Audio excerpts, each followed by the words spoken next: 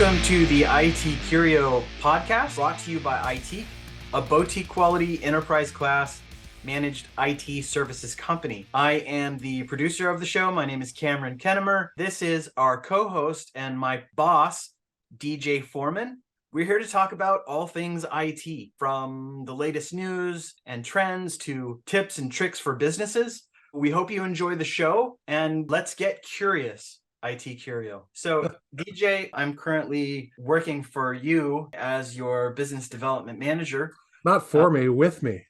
I'm working with you. That's absolutely right. And it's been really great experience so far. I wanted to thank you for the opportunity to help you make this podcast and to help you build ITque. I think that we've got a great team, and I really look forward to getting out there and helping businesses. I was hoping that you could tell our listeners a little bit about you, a little bit about ITque, what your vision is for the company, just anything else that you'd like to talk about. Oh, is that all? No problem. We are a boutique quality enterprise class IT provider, where it's called an MSP, managed services provider. It's one of the oldest business models in the book, and all it really boils down to is flat rate service for unlimited support, or a flat rate fee, I should say, for unlimited service. My background is in IT security. Worked for many different IT security companies and some government agencies, both foreign and domestic. I wish I could tell you it was for some of the really cool ones like the NSA or the CIA, but it's not. It's mostly for things like the IRS or the Department of Weights and Measures. Which IRS, nice. Yeah, that was an interesting one. We helped them develop a triple encryption system for the all the agents that were in the field, so that their systems had 3 layers of encryption upon encryption upon encryption. Nobody does it that way anymore, but it was fun at the time. I really appreciate your intro. I'm really looking forward to this as well. I think that this is an opportunity for us to share IT knowledge and insights with the rest of the world, who probably is a little confused by reading what they're reading in the news and the various media outlets. It's not always very clear, and that's what my real goal here is. My real goal here is to be able to explain this stuff, not necessarily in layman's terms, right? That's sometimes that could be taken a little bit of as a derogative term, more from the perspective of using common business language and relating IT issues to actual business operations and executive decision-making processes, giving people the information they need to make these difficult decisions at times. And how much do I put in for security? How many layers do I need in my security onion? How much of the FUD, the fear, uncertainty, and doubt, how much of that is real? How much of it is just marketing fluff? Sure. That's one of my biggest goals here, of trying to accomplish for people. Obviously, we're a business. We want to generate business. I think it's more important to share information, share knowledge, and things will happen organically from there. In the IT world, I like to think sometimes that there's 2 different types of people. There's the type of IT person who hoards all of their knowledge and experience over the years, and that's what they believe makes them valuable. They're not entirely wrong. That is a viable method, right? Secret sauce knowledge, the secret spices in the KFC chicken, and what's the secret behind the McDonald's French fries, all that stuff. That's certainly true, but in my opinion, there's the other much more rare type of IT person who I believe is 10 times more powerful, and that's the IT person who, instead of hoarding that information and knowledge, tries to share it with their peers, tries to share it with clients and everyone around them. That, I believe, is orders of magnitude more powerful. Sure. So that is a great philosophy, I think, and it's one of the things that makes the company strong, is you've instilled some of those principles in the culture of ITque, and it really shows. And from what I have seen from our current clients, they really appreciate that type of culture that you've created within the company. You've obviously got a huge brain. You're very smart. You're also a good communicator. How do you fit all of that? How do you fit all of that humbleness and intelligence inside of your skull? That's what I want to know. Oh, buddy, It leaks out every day. I can't contain it all. Honestly, I've been around the block a few times. I like to joke that I've got a master's degree from the School of Hard Knocks. I've seen some big fails. I've seen some big wins. A good example is when we work with other people, other companies, lawyers, doctors, and various other people with advanced education. These are obviously very smart people, but sometimes, just like when you drive your car, it's like magic sometimes, right? But with these people, when they use their computers, it's a bit like magic. They don't really understand how it all works and which direction all the bits and bytes are flowing, nor should they necessarily. One of the things that I'm really excited about is the free cybersecurity awareness training classes that we're going to be doing for businesses here. I think that you are going to be a great instructor and a great teacher for those business owners, and that it's going to be something that really benefits them in helping them to avoid, some of the phishing scams and other things that can really leave businesses vulnerable and cost them quite a lot of money. I'm looking forward to helping you put that together too. Can you talk a little bit about that? I'm also looking forward to being able to do more security awareness training for people. I think far too often that kind of training isn't delivered with the best intentions in mind. Oftentimes, when you go to these self-security awareness trainings, it's very focused on all the FUD, and you'll hear me say that a lot. FUD. It's Fear, uncertainty, and doubt. right. It's a classic model, and I don't remember off the top of my head who coined that one, but it's used every day in sales and marketing tactics, right? You generate the FUD, and then that gets people to want to take action.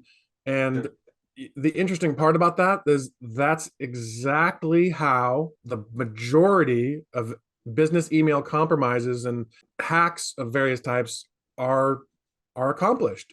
They're leveraging FUD. It's one of the biggest things that people need to become aware of is whenever there's a call to action, right? That's the term that we like to use, a call to action, like, oh, you better do this or else. That's a red flag. Immediately, anything that says that, any communication, any messaging, that's suspect. Right.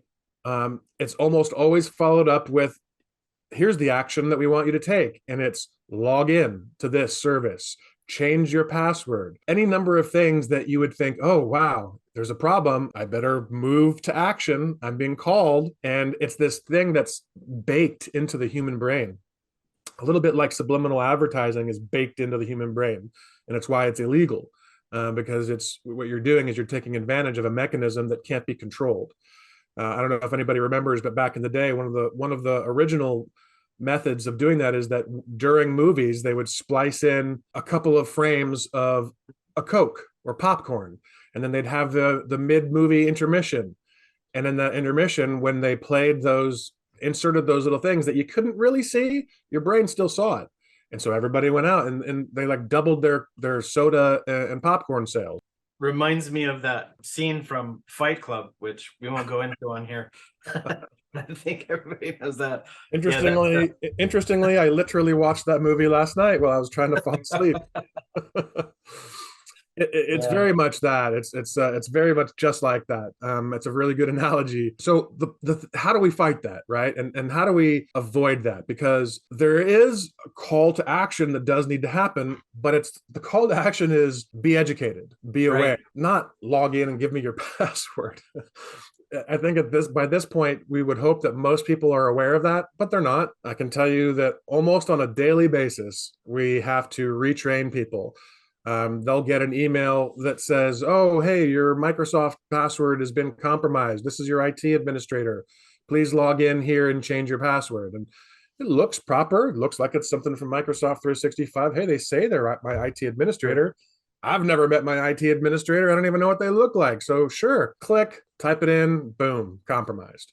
After that is different in every case. That's going to be the type of focus that we have is, look, we're going to describe to people, here are the things that you should be looking for. Here's the red flags. Here's the things that you can actually take action on. A lot of times also in these trainings, you'll see things where they'll start talking about advanced technologies. Right. That doesn't help the average user. They're not going to understand any of that. That's Sure. more of an IT person to IT person. So that's what we try to focus on. We try to make it so that the security awareness training is going to show people, actual people, users, if you will, of the system, what they can actually do. Speaking of that, a lot of the IT cybersecurity awareness training classes that businesses provide for their employees, they're recordings a lot of the times, aren't they? Yeah, there's a lot of pre-recorded stuff out there that you can watch, and I think that while that has its place, I think it's more important that it be a live, interactive process. Right. That's one of the best ways to actually learn is you've got to interact with people. I can't tell you how many times I've been in a security awareness training program or I've been delivering one, and I can watch people, they start to Sure. fade away. It's I mean, how boring is that stuff sometimes? It can be very boring. And for all of you business owners out there who are thinking about getting some cybersecurity awareness training for your staff, I have to tell you that this guy is very entertaining. He does magic tricks. He does all kinds of fun things to keep your employees engaged, and they will retain the information. It's interactive. They're participating in the training versus just watching some pre-recorded learning management system where they take a little test at the end of each section. They're really just looking at their phone the whole time and guessing at the answers until they get them all right. They didn't absorb any information. 100%, the difference is night and day. This will be effective, and it's free. It's a win-win because we're able to network with other businesses out there and provide a valuable service as well. So I encourage you to check it out. We're going to put a link in to the show where you can go and register your staff for the free cybersecurity live training by DJ and his team of genius techs from ITque, and that is going to be fantastic. So other things that I was excited to talk about on this pilot episode, our first episode, we wanted to create a production that is fun, that it's not just a bunch of nerds sitting around talking about computers and IT and networking and cybersecurity and things like that, which we are going to talk a lot about that stuff. That's the central focus of our show, but we're also going to be doing fun stuff. We're going to be having contests with different teams where they're trying to hack into systems, and we have other teams trying to stop them. We're going to have a hackathon. We're going to do live cybersecurity awareness training that's going to be gamified, where we'll have teams who are able to compete against each other. We want to get some interesting guests on the show too, maybe some experts from different companies who can talk about their experiences and their perspective. We're also talking about doing some Mythbusters meets information technology. Maybe server meets flamethrower, or melting through some hard drives with thermite. We might want to try some of those things out too. We will see where it goes. What do you think about all that, DJ? Sound like fun? Yes to all that. I think all that stuff sounds fantastic. We've got to keep it entertaining. Got to keep people hooked into it so that they want to watch it. They want to watch some geek just drone on and on and on about technical stuff. Right. So DJ, let me ask you about the world of information technology right now. I have previous experience in digital marketing. I've worked with a lot of businesses. Not too long ago, there were a lot of brick and mortar businesses who didn't even have a website, but that's all changing now. Businesses are becoming a part of the Internet of Things, and that creates a lot more vulnerabilities. How do you see that progressing as time moves on, and what can companies do to protect themselves? Everybody needs to get a little bit more knowledge. Just like when engineers or techs go to seminars and ongoing trainings and get continuing education credits, business owners need to do the same thing. And I believe that there's not a system in place for something like that. I believe that business owners are left in this nebulous area of, well, I'm the business owner, so I should already have all the answers or know all this stuff. And I think that that's a big gap that needs to be addressed. There needs to be an ongoing awareness of things, for example, surveillance cameras, voice over IP phones, gate entry equipment, door entry equipment, light bulbs, for goodness sakes. All There was connected. a time, sorry? It's all connected now. Exactly. Everything is connected. And, long ago, we talked about this. And years ago, we said, oh, someday even light bulbs are going to have IP addresses. Well, guess what? We're here, been here for a little while, actually, and it's not going anywhere anytime soon, other than more. Literally everything, your refrigerator, your microwave, your oven, your vacuum cleaner, literally everything is an IoT, an Internet of Things device. It connects to the app on your phone so that you can watch your little Roomba scoot around the house and save it when it gets stuck. It lets you know I'm stuck, and you run in and save it. I've got a digital barbecue smoker in my backyard. It tells me exactly when my tri-tip is ready and when my brisket's ready. Everything is connected. What people need to understand is that every single one of those devices is now a computer. Sure, it's got varying levels of computational power, but it's a computer. It's in your network. It's communicating not just with you and your smartphone app. It's also connected with the internet, keep itself up to date. It's reaching out to call home, as we like to say. And if you take the time to look at these things, you'll see the IP cameras. They call home quite a bit. Now, you've probably heard, or if you haven't, you're about to hear, that there is a list of devices that are not supposed to be used. They're not allowed to be used in government agencies. There's a huge range of IP cameras that come from China. Those are on the no-no list.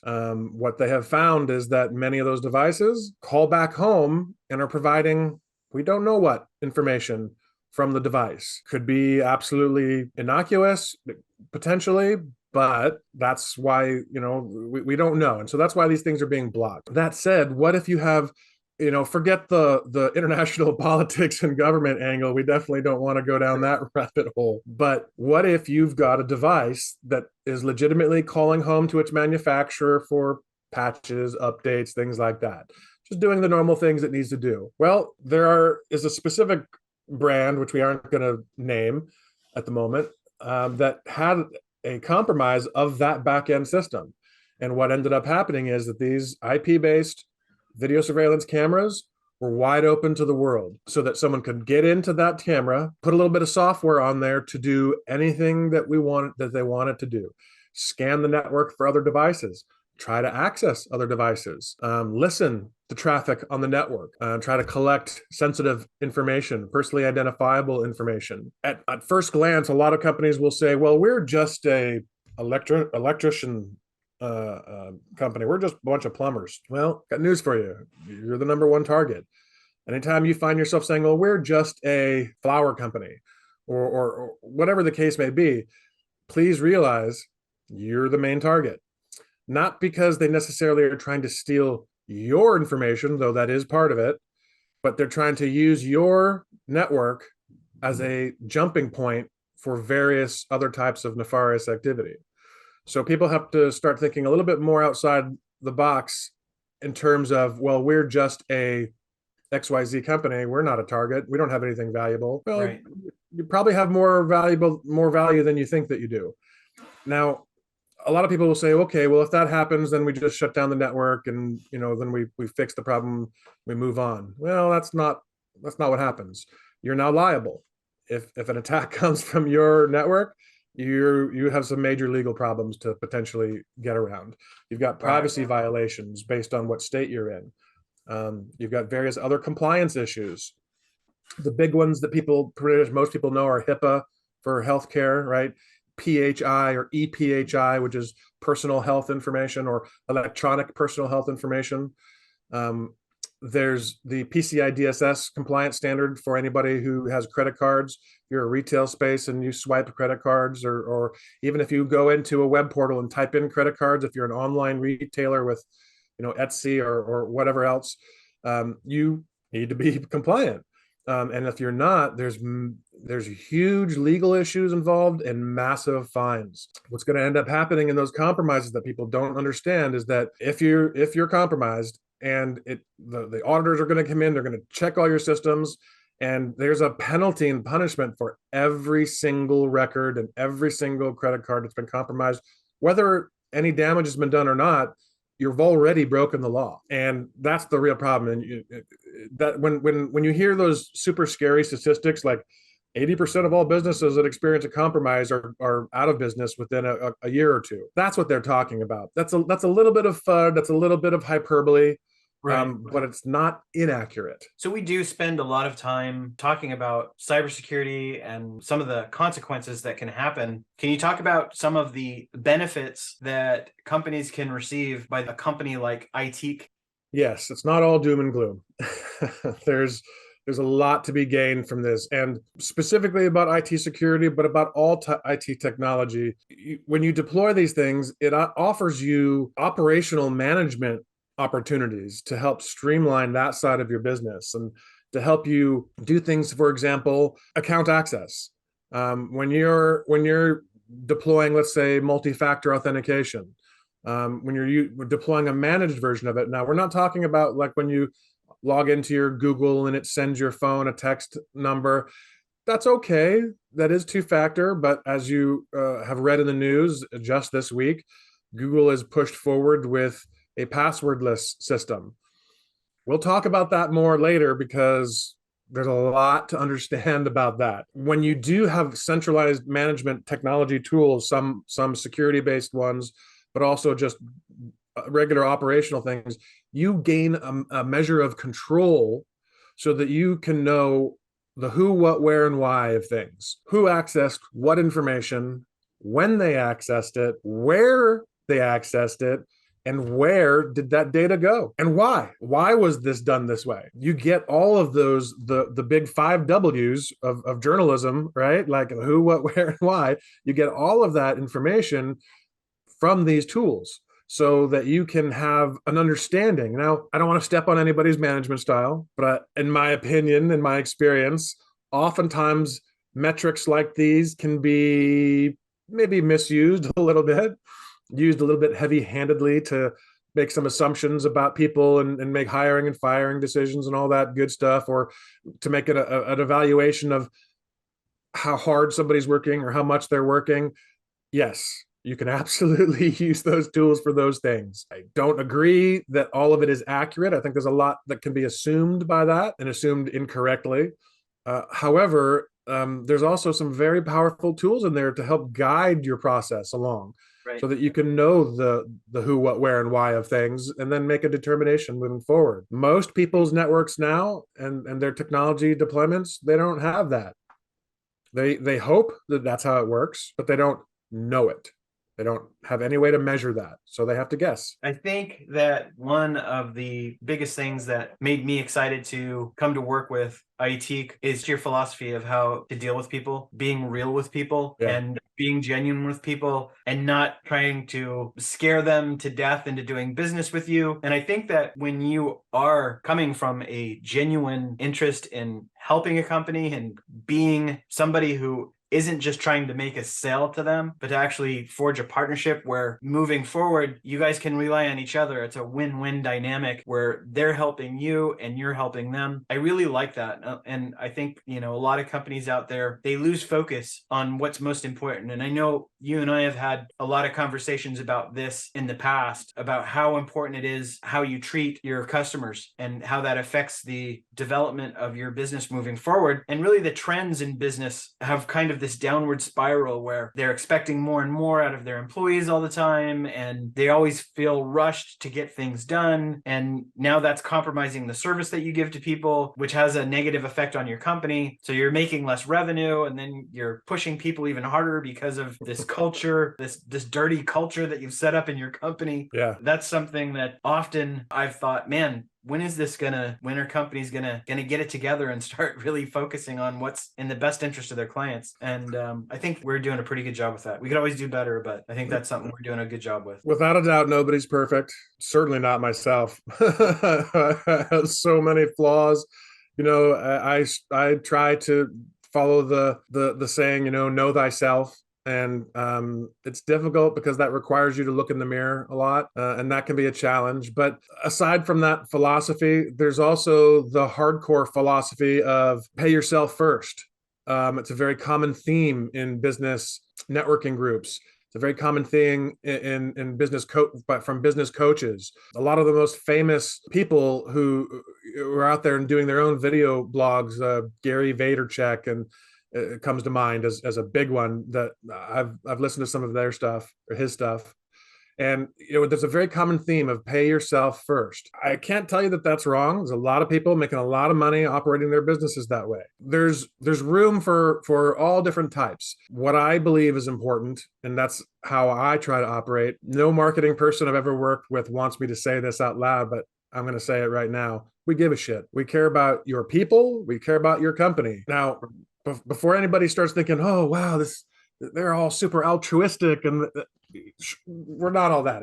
There's a little bit of a self-serving element to that. If we Absolutely. don't care, then how like your success directly determines our success as a provider of IT support and security management services.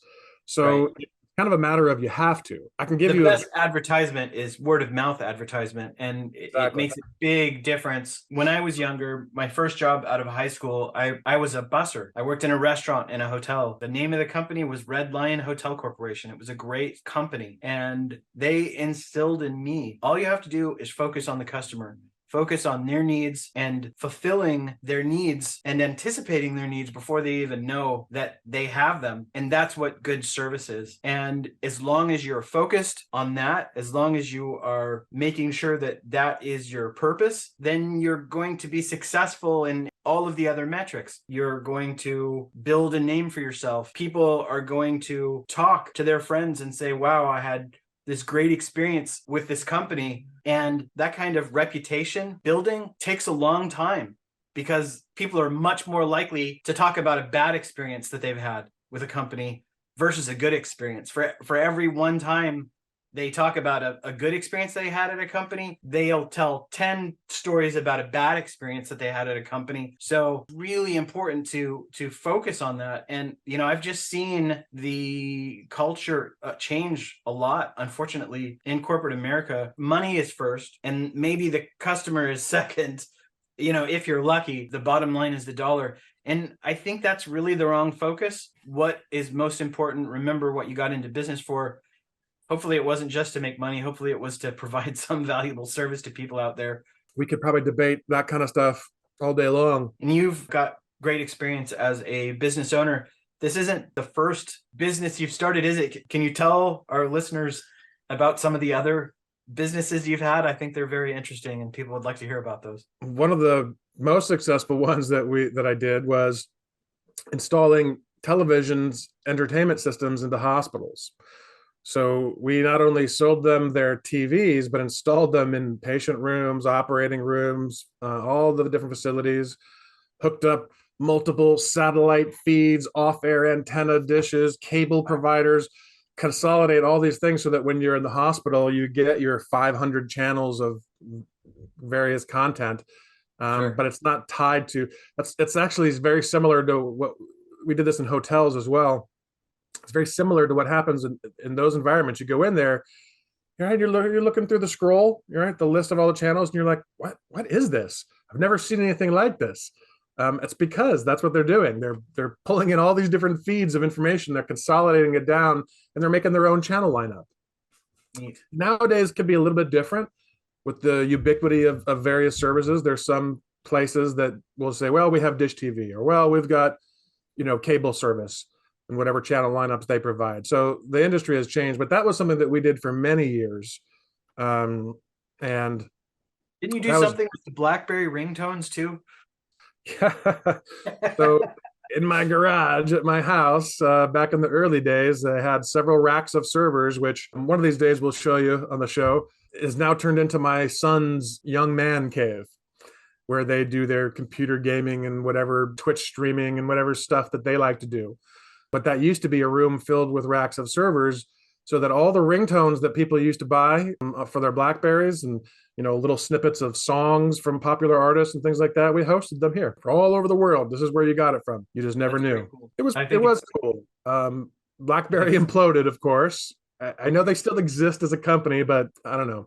My wife used to love those. She had a little pink one with the trackball on it, and she thought that was the coolest thing in the world. I had so many Blackberries. I actually have fondness and sadness in my heart because I thought they were fantastic devices. I loved mine. Yeah, she did too. She really liked them. But yeah. Oh well, things move on. So you've had a lot of great experience as a business owner, and you've given some really great advice to our listeners out there.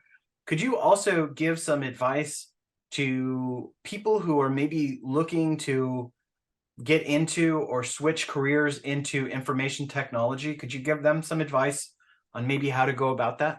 Don't do it.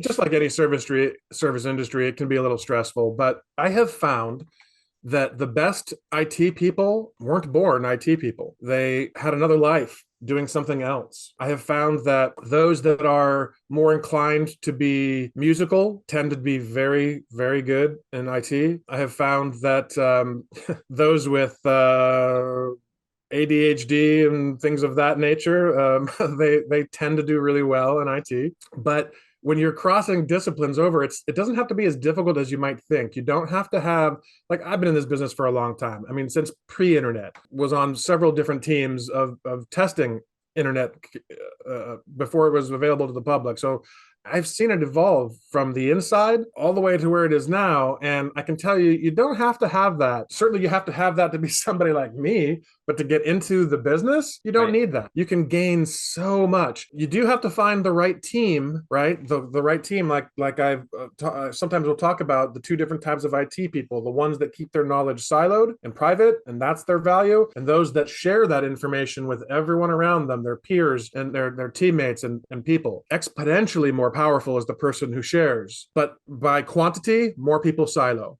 So what you want to do is you want to find the right team. Certainly get a little education, build your own computer, things like that, get used to some of the ins and outs of some of the basic stuffs, but then you've got to find a team that is in the open silo, that's going to share information, that's going to actually mentor you and tell you things, because that can be the biggest challenge in this industry. Is a lot of people will say, well, I'm going to go and get some training in college, then I'm going to go get an IT job somewhere, and then they're very upset because they find themselves sitting on a help desk in a room with 200 other people taking, what we would call level 1 phone call about basic issues, and they get kind of stuck there. They're reading scripts off of screens, and that's not, while that's part of IT, that's a different kind of IT. And so you have to really understand where you want to be. Are you going to be in that world? There's nothing wrong with that. It's absolutely required. And some of my favorite and the best people in our team just do that all day long. That's hard. That's challenging. I have